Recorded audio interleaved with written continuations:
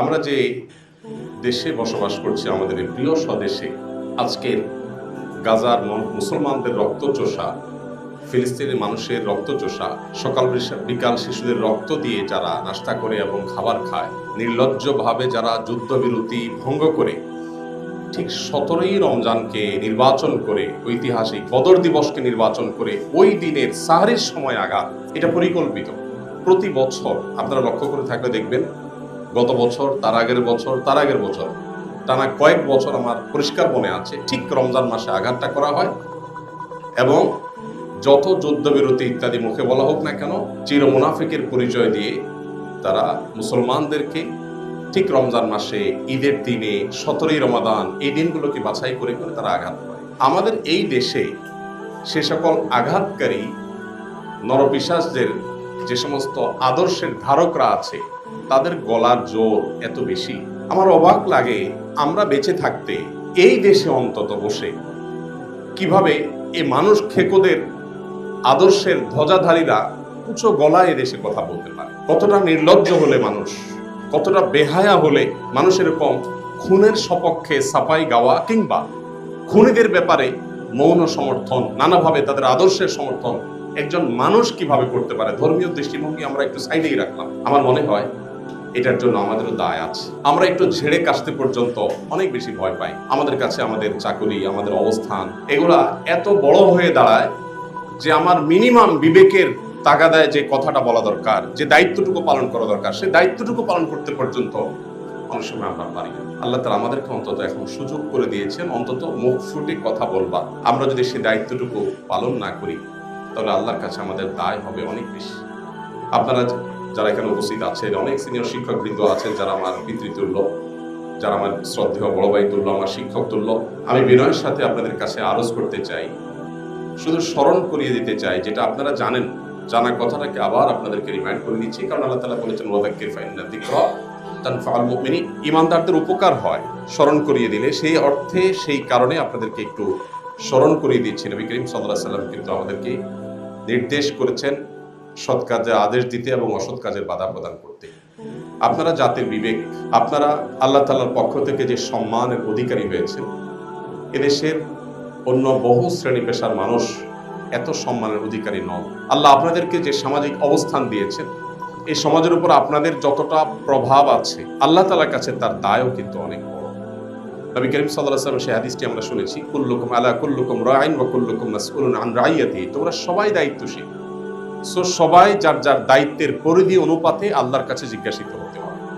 যার দায়িত্ব এর পরিধি যত বড় হবে, যার সামাজিক অবস্থান যত বড় হবে, আল্লাহর কাছে তার জবাবদিহিতাটাও তত বড় হবে।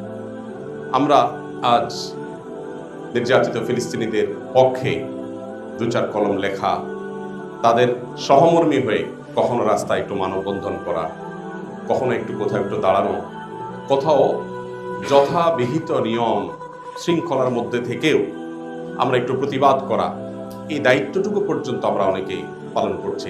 আমি খুব লজ্জিত হই একজন বাংলাদেশি হিসেবে, কারণ ফিলিস্তিন ইস্যুতে বাংলাদেশের মতো এরকম নির্লজ্জভাবে এতটা নীরবতা, নিস্তব্ধতা পৃথিবীর কোনো দেশে আমার চোখে পড়েনি।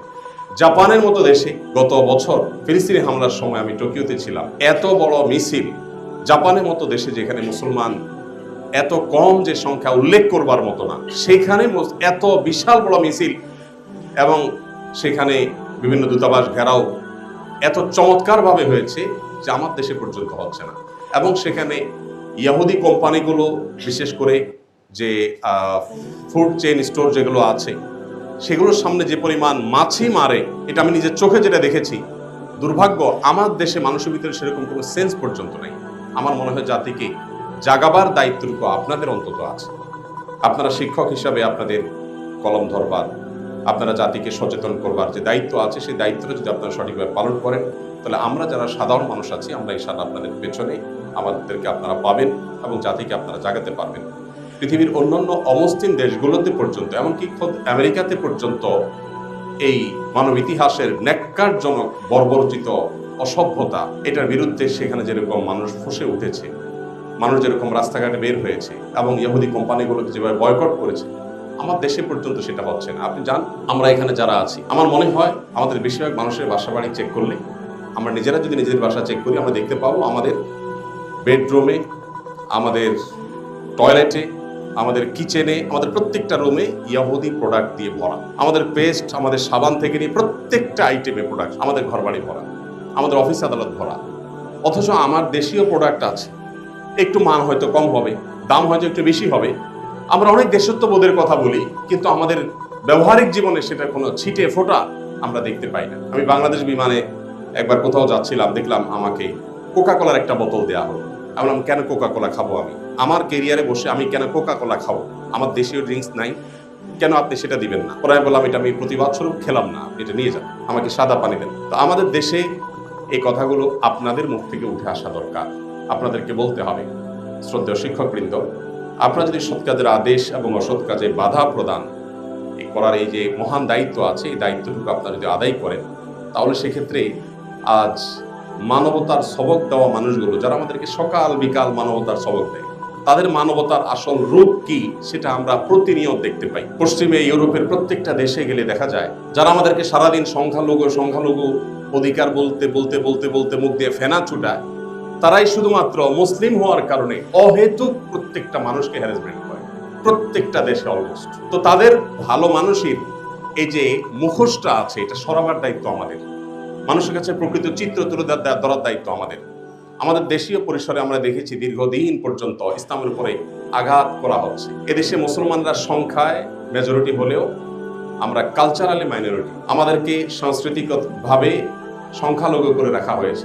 এই দেশে দাড়ি টুপি নিয়ে কিছু মানুষ একত্র হয়ে শুধুমাত্র কোরআন হাদিসের নিরীহ কোনো কথা থাকলে সেগুলো বলবে, সেটাকেও জঙ্গি ট্যাগ দিয়ে হয়রানি করা এদেশের নিত্য নৈমিত্তিক একটা কালচারে পরিণত হয়েছে।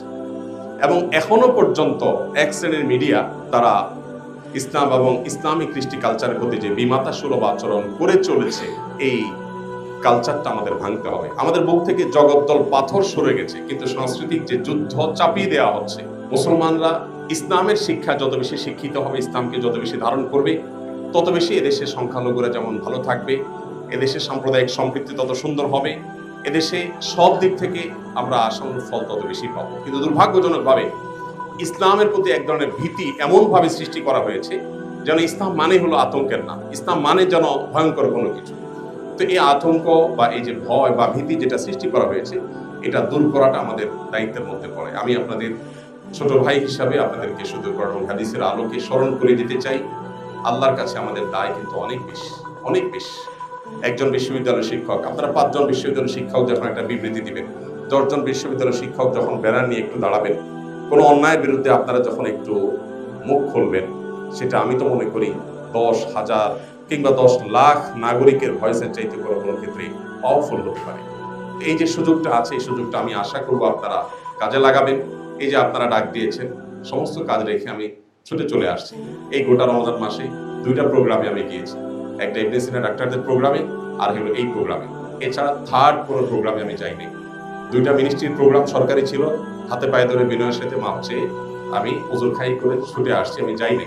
এই পুরো রমজানে কোথাও আমি যাইনি, কোনো ইফতার প্রোগ্রামে যাই নাই, কোনো শিল্প প্রতিষ্ঠানের প্রোগ্রামে যাই নাই, কোনো টেলিভিশন চ্যানেলের কোনো প্রোগ্রামে যাই নাই। একমাত্র প্রোগ্রাম ইফতারের আগ মুহূর্তে শুধু এখানেই আসছি, আর কোথাও যাইনি। এমনকি দেশে বাইরেও যাইনি। এমনকি রমজানে ওমরা করতাম, সেটাও এবছর যাইনি, শারীরিক অসুস্থতা, অন্যান্য ব্যস্ততার কারণে। এই প্রোগ্রামটা আমার কাছে অনেক বেশি গুরুত্বপূর্ণ মনে হয়েছে। কেন? কারণ এখানে আপনারা যারা আছেন, আপনারা এক একজন পাওয়ারফুল ইঞ্জিনের মতো, যে ইঞ্জিনের পেছনে হয়তো শত শত বগি আমি অ্যাড করতে পারবো বা দেখতে পাবো। তো আপনারা যদি আপনাদের জায়গা থেকে, ইসলাম বড় অসহায় হয়ে আছে আমাদের এই দেশে, এই ভূখণ্ডে মানুষ ধর্মপ্রাণ, হিন্দুরা, খ্রিস্টানরা, মুসলমানরা সবাই যার যার ধর্মপ্রাণ। কিন্তু এই ধর্মপ্রাণদের দেশে ধর্মকেই সবচাইতে বড় কালপ্রিট করে দেখানোর একটা নীল নকশা এদেশে দীর্ঘদিন যাবৎ চলে আসছে, এখনো পর্যন্ত প্রতিনিয়ত চলছে। আপনারা দেখেন আসুন্নাহ ফাউন্ডেশন যে সেবামূলক কাজ করে সারা দেশে, বিগত বন্যায় আমরা 164 কোটি টাকা চ্যারিটি কাজ করছি, এখনো সেটা চলমান আছে। 1500 ঘর আমরা নির্মাণ করছি বন্যা দুর্গত এলাকাগুলোতে, এক একটা ঘর 2,85,000 টাকা করে খরচ হচ্ছে। কোনটা কত খরচ হচ্ছে ফিগার সহ বলে দিচ্ছি, কারণ এর চেয়ে 1 টাকা কমে কেউ করতে পারে কিনা, এটা একদম চ্যালেঞ্জ।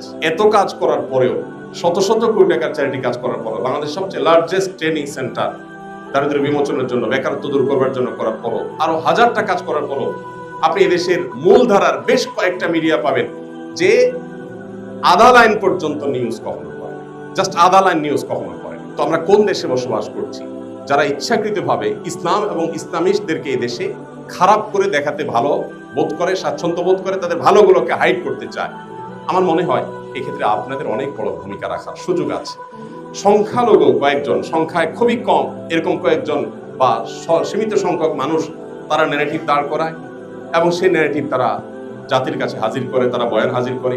আর আমরা যারা আল্লাহ এবং তার রাসূলের প্রতি বিশ্বাসী, আমরা যারা ইসলামী মূল্যবোধে বিশ্বাস করি, আমরা আমাদের দায়িত্বটুকু পালন করি না। আল্লাহর কাছে কি জবাবদিহিতা হবে, নবী করিম সাল্লাল্লাহু আলাইহি সাল্লামের কাছে কি জবাবদিহি হবে কিয়ামতের ময়দানে যদি তিনি জিজ্ঞাসা করেন যে আমার দ্বীনকে এত ছোট করা হয়েছে, আমার দ্বীনকে এত তুচ্ছ করা হয়েছে, আমার আদর্শকে এত বাজেভাবে উপস্থাপন করা হয়েছে, তোমরা তোমার আদর্শে বিশ্বাসী ছিলে, তোমরা তোমার দায়িত্বটা কতটা পালন করেছো?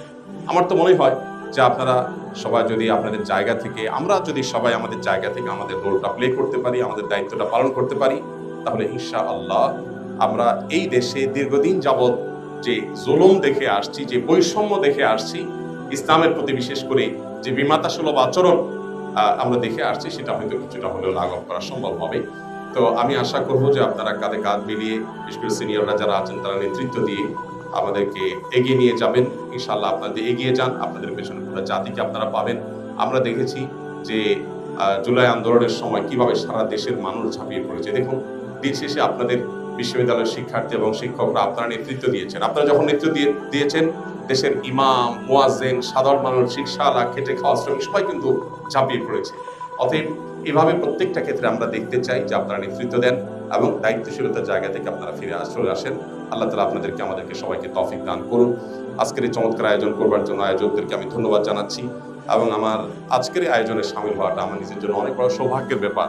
কারণ আপনাদের সামনে আমি উপস্থিত হতে পেরেছি, দু চারটা মনের কথা আমি আগোছালো হলেও উপস্থাপন করতে পেরেছি, এটা আমার জন্য সৌভাগ্যের বিষয়।